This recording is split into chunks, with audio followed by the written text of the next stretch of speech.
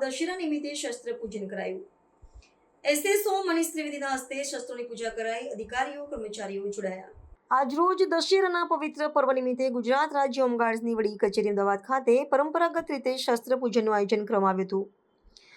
असत्य पर सत्यना विजयना प्रतीक समा तहेवारे होमगार्ड्सना state staff officer Shri Manish त्रिवेदीना वरदस्ते शास्त्रोक्त विधि मुजब शस्त्रोनी पूजा करवामां આવી હતી। આ પૂજન દ્વારા અસુર શક્તિઓના વિનાશની અને ધર્મની સ્થાપના થાય તેવી પ્રાર્થના કરવામાં આવી હતી।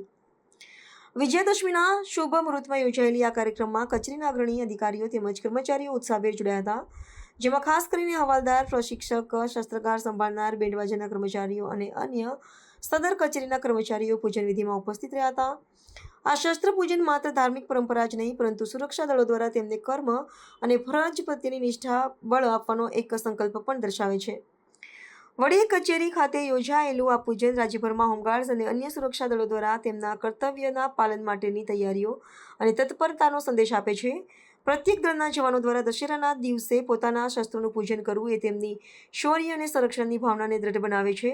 આ પર્વ નિમિત્તે સમગ્ર હોમગાર્ડ્સ દળ દ્વારા રાજ્યની સુરક્ષા અને શાંતિ જાળવવાની પ્રતિબદ્ધતા વ્યક્ત કરવામાં આવી છે।